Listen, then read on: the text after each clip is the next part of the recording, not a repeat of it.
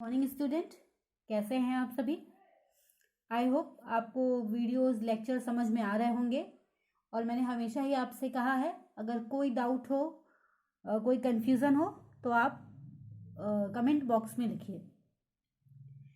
Student, आज का हमारा टॉपिक है ऑस्मोसिस, परासरण। ऑस्मोसिस क्या है? ऑस्मोसिस एक ऐसी प्रोसेस है जो सेल टू सेल वाटर के ट्रांसपोर्टेशन में हेल्प करती है। क्या इस मेथड के through transportation of water cell to cell हो सकता है? ऑस्मोसिस को जानने से पहले हमें जानना होगा डिफ्यूजन। और डिफ्यूजन को मैंने लास्ट वीडियो में आपको डिफ्यूजन के प्रोसेस के बारे में बताया था। डिफ्यूजन क्या है? पार्टिकल्स का या मॉलिक्यूल्स का movement from higher concentration to the lower concentration and all stage of matter, solid, liquid और गैस, इन तीनों फॉर्म में ही हम डिफ्यूजन को देख सकते हैं। But when we talking about osmosis, then osmosis is also a type of diffusion. और ये डिफ्यूजन सॉल्यूशंस में होता है जिनके बीच कंसंट्रेशन ग्रेडियंट हो, इट मीन्स कंसंट्रेशन डिफरेंस हो, और जो सेमी परमिएबल मेम्ब्रेन के थ्रू सेपरेट किए जा सके। ऑस्मोसिस को समझने के लिए सबसे पहले ये समझना होगा कि सॉल्यूशन की कंसंट्रेशन क्या है, what is concentration of solution, and second type of solution, and three type of membrane. Student, मैंने ये इस तरह से लिखा हुआ है कि हिंदी और इंग्लिश मीडियम दोनों स्टूडेंट समझ सकें। और सेपरेटली बनाना पॉसिबल नहीं है कि हम हिंदी मीडियम के लिए फिर अलग से एक चीज़ें और इंग्लिश मीडियम के लिए अलग से नोट्स प्रिपेयर हों या उन्हें समझाने के लिए ये सारी चीज़ें तैयार करें। तो इसलिए मैंने इसे ऐसे लिखा है कि हिंदी और इंग्लिश दोनों मीडियम के स्टूडेंट इजीली समझ सकें। सबसे पहले जानते हैं सॉल्यूशन क्या है। What is solution? सॉल्यूशन को कहा जाता है विलयन।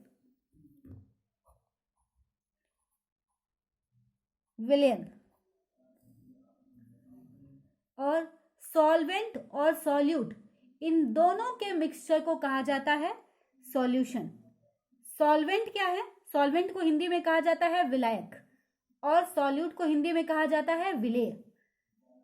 बहुत साधारण से फर्क समझेंगे कि सॉल्वेंट क्या है, जिसमें सॉल्यूट को डिसॉल्व करते हैं, एंड सॉल्यूट क्या है, जिसे सॉल्वेंट में डाला जाता है या डिसॉल्व किया जाता है। जैसे कि एक शुगर सॉल्यूशन लेते हैं, शुगर में वाटर जो है वो सॉल्वेंट या विलायक है, लेकिन शुगर जो है वो सॉल्यूट और विलेय है, क्योंकि कुछ स्पून ऑफ शुगर हम वाटर में मिक्स करते हैं। अब स्टूडेंट, बात करते हैं कंसंट्रेशन ऑफ सॉल्यूशन की, जो हमारा पहला टॉपिक था कि सॉल्यूशन की कंसंट्रेशन क्या है, कैसे पता करेंगे। इसके लिए स्टूडेंट एक एग्जाम्पल हम समझते हैं। एग्जाम्पल से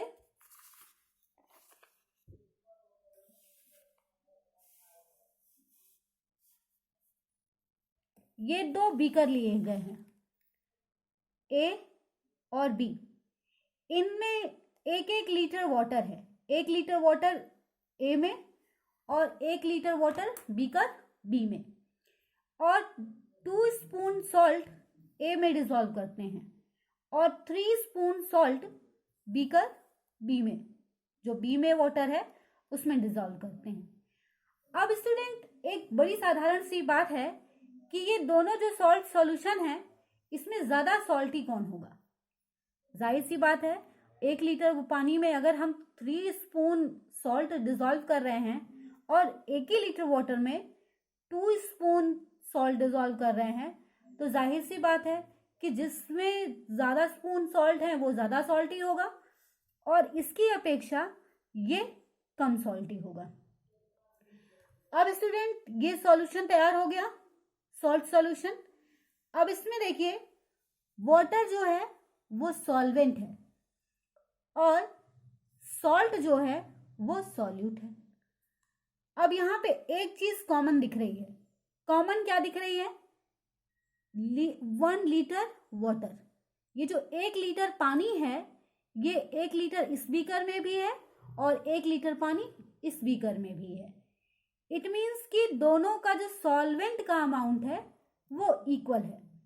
तो जब सॉल्वेंट का अमाउंट इक्वल होगा student, if solvent are equal then concentration is proportional to solute. और जब भी कोई चीज प्रोपोर्शनल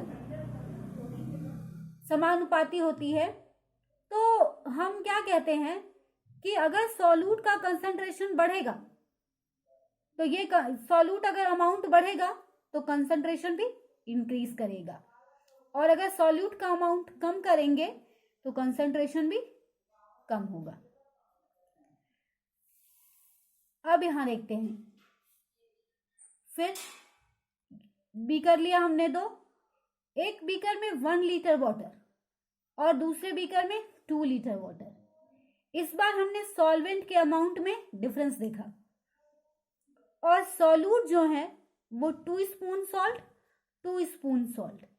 अब साधारणतः देखा जाए तो 2 लीटर वाटर पे इट मीन्स कि each litre containing 1 spoon salt, but यहां पे 1 ही लीटर वाटर में 2 स्पून सॉल्ट है, तो इट मीन्स कि ये ज्यादा सॉल्टी होगा और ये कम सॉल्टी होगा। अब इसमें ये देखना है कि जिसमें सॉल्वेंट कम होगा उसका कंसंट्रेशन ज्यादा होगा। कैसे देखते हैं? Concentration is inversely proportional to solvent. यहां पे सॉल्वेंट की मात्रा क्या है? कम है, और यहां पे सॉल्वेंट की मात्रा ज्यादा है।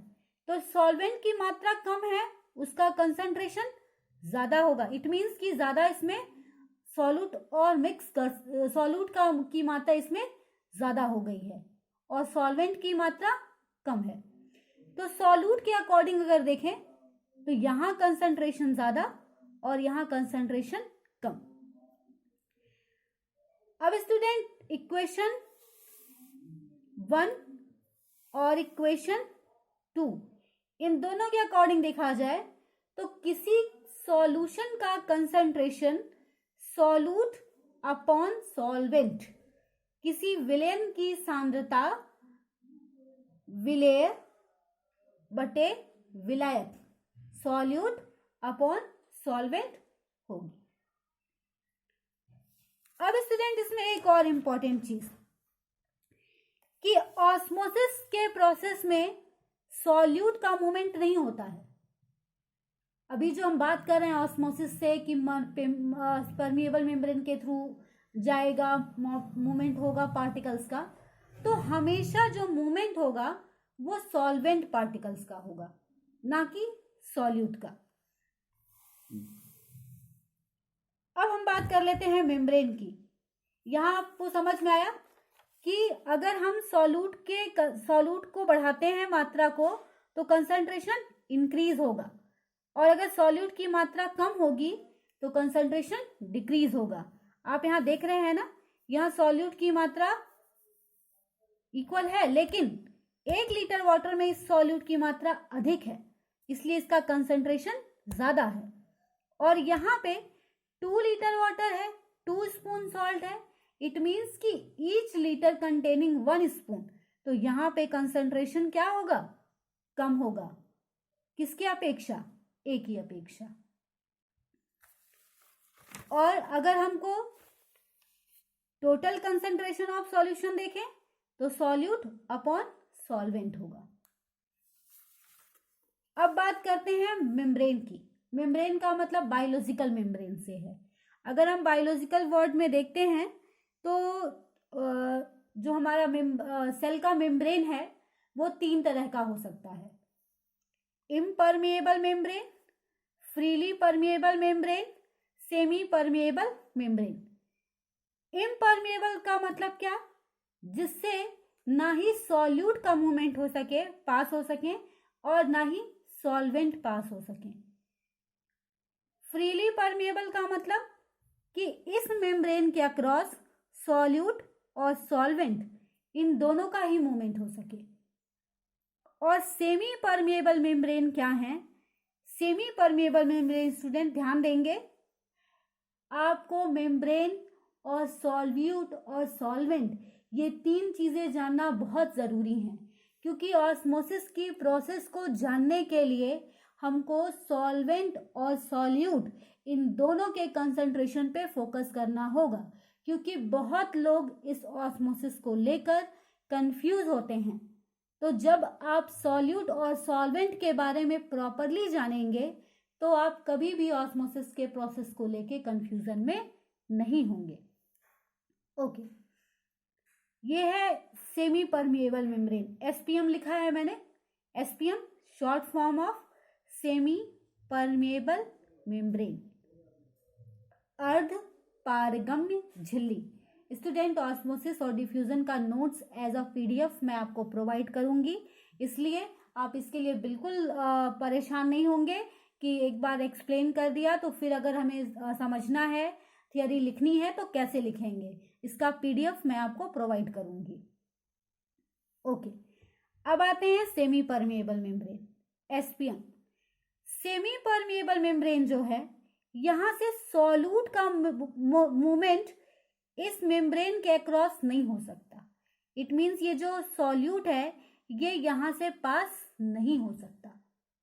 लेकिन अगर यही बात हम सॉल्वेंट की करें तो सॉल्वेंट इस अर्ध पारगम्य झिल्ली से पार हो सकता है, पास हो सकता है। तो जो विलायक है या जो सॉल्वेंट है इसका मूवमेंट होगा इस मेम्ब्रेन से, लेकिन जो सॉल्यूट है जिसको हम विलेय कहते हैं उसका मूवमेंट इस अर्ध पारगम्य झिल्ली या सेमी परमिएबल मेम्ब्रेन से नहीं होगा। अब आपको मैंने थोड़ी देर पहले एक लाइन बोली थी कि ऑस्मोसिस के प्रोसेस में, ध्यान से सुनिएगा, ऑस्मोसिस के प्रोसेस में सॉल्यूट का मूवमेंट नहीं होता है। मूवमेंट किसका होता है? सॉल्वेंट का। ओके, आगे बढ़ते हैं। अब सेमी परमेबल मेम्ब्रेन है क्या? It's a membrane that allows only solvent particle to pass through but does not allow solute particles। सिर्फ सॉल्वेंट पार्टिकल्स को आगे जाने की परमिशन देता है, लेकिन सॉल्यूट पार्टिकल्स इस मेम्ब्रेन के उस पार या उससे पास नहीं हो सकते हैं। अब अगर हम बायोलॉजिकल वर्ड में समझे तो सॉल्यूशन सॉल्वेंट सॉल्यूशन है, उनका सॉल्वेंट वाटर होता है। इट मीन्स कि बायोलॉजिकली अगर हम किसी भी सॉल्यूशन की बात कर रहे हैं तो उसका जो सॉल्वेंट है, देन स्टूडेंट अगर हम बात करते हैं बायोलॉजिकल वर्ड में सॉल्यूशन की, तो उनका सॉल्वेंट जो है वो हमेशा वाटर होगा। सॉल्वेंट क्या होगा? हमेशा वाटर होगा। अब ऑस्मोसिस की प्रोसेस में हमने ये जान लिया मेम्ब्रेन, और ये चीज हमने जानी सॉल्यूशन का कंसंट्रेशन। अब आते हैं हमारा एक पॉइंट है टाइप ऑफ सॉल्यूशन। स्टूडेंट आपने डाइल्यूट सॉल्यूशन के बारे में जरूर सुना होगा। ये एक एग्जांपल से समझते हैं। एक सॉल्यूशन लिया हमने, यहाँ सॉल्यूशन लिया, दो सॉल्यूशंस लिए और उनके बीच एक सेमी परमिएबल मेम्ब्रेन लगाया। एसपीएम लिख देती हूं मैं, एसपीएम सेमी परमिएबल मेम्ब्रेन, अर्ध पारगम्य झिल्ली। अब इस एसपीएम के थ्रू इन दोनों सॉल्यूशंस को सेपरेट कर दिया गया।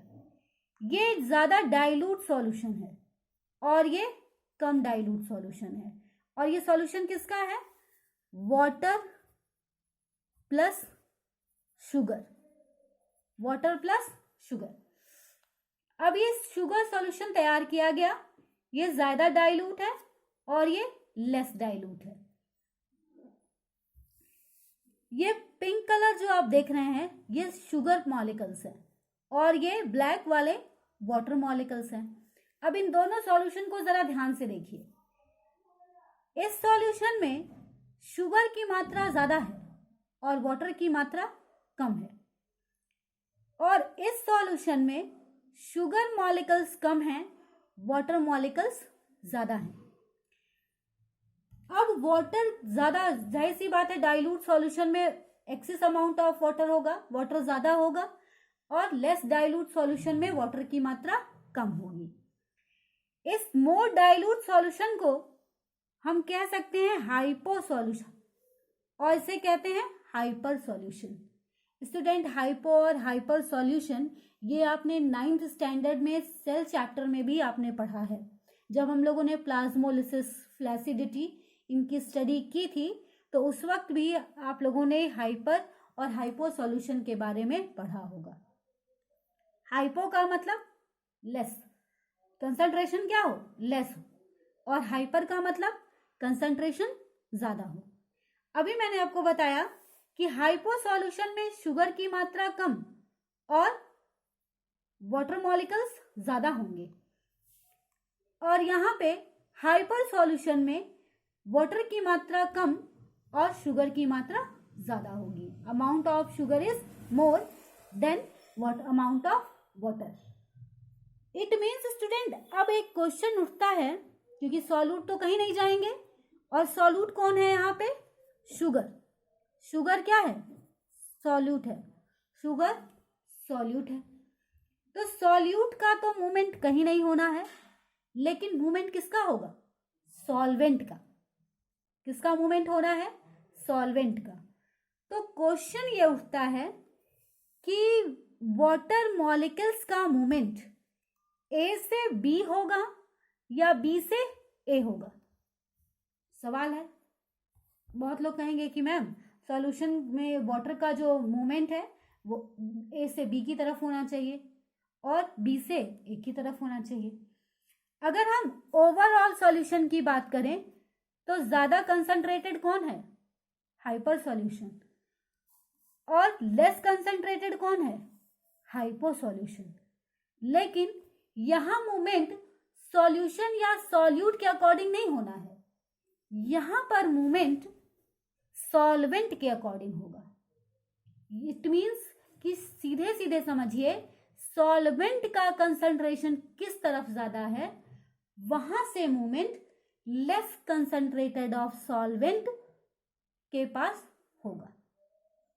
इट मीन्स वाटर मॉलिक्यूल की मात्रा जहां ज्यादा है वहां से वाटर मॉलिक्यूल्स का मूवमेंट कम वाले वाटर मॉलिक्यूल्स की तरफ होगा। अब देखिए स्टूडेंट, इसके अकॉर्डिंग अगर देखें तो वाटर मॉलिक्यूल्स यहां ज्यादा है, वाटर का कंसंट्रेशन यहां ज्यादा और वाटर का कंसंट्रेशन यहां कम है। तो ऑस्मोसिस के according movement of water particles from higher concentration to the lower concentration with according cross a semi permeable membrane.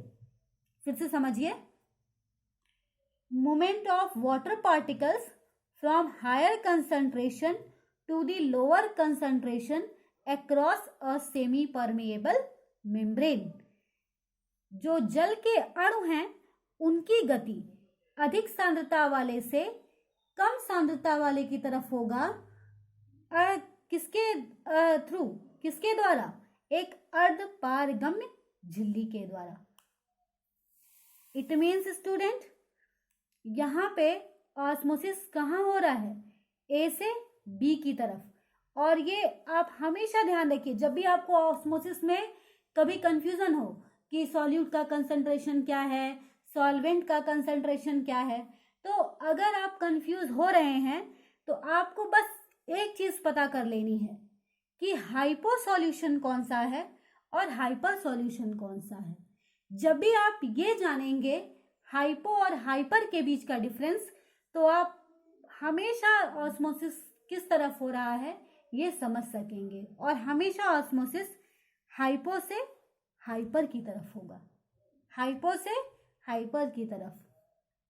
It means अगर हम इस डायग्राम के अकॉर्डिंग भी देखें तो मोर डाइल्यूट सॉल्यूशन के से लेस डाइल्यूट सॉल्यूशन की तरफ वाटर पार्टिकल्स का मूवमेंट होगा। अब स्टूडेंट एक बार ये हाइपरटोनिक, हाइपोटोनिक और आइसोटोनिक सॉल्यूशन में आपको रिवाइज करना चाहती हूँ। हाइपरटोनिक सॉल्यूशन क्या है? जिसमें सॉल्वेंट की मात्रा कम हो और सॉल्यूट की मात्रा ज्यादा हो। हाइपोटोनिक कैसे है? जिसमें सॉल्यूट की मात्रा कम हो और सॉल्वेंट की मात्रा ज्यादा हो। और आइसोटोनिक सॉल्यूशन क्या है? जिसमें इन दोनों के कंसंट्रेशन में, सॉल्यूट और सॉल्वेंट दोनों के कंसंट्रेशन में कोई डिफरेंस नहीं हो, इक्वल हो। अगर आइसोटोनिक सॉल्यूशन हम देख रहे हैं, दो सॉल्यूशंस हैं, दोनों के कंसंट्रेशन में कोई फर्क नहीं है, तो वो आइसोटोनिक है। सपोज करिए दो सॉल्यूशंस हैं ए और बी, अगर दोनों का कंसंट्रेशन समान है, एक जैसा है, तो they are isotonic solution, they are isotonic solution. Then student इसके रिगार्डिंग अगर हम ऑस्मोसिस की बात करें तो osmosis is movement of solvent particle from its own higher concentration to the lower concentration.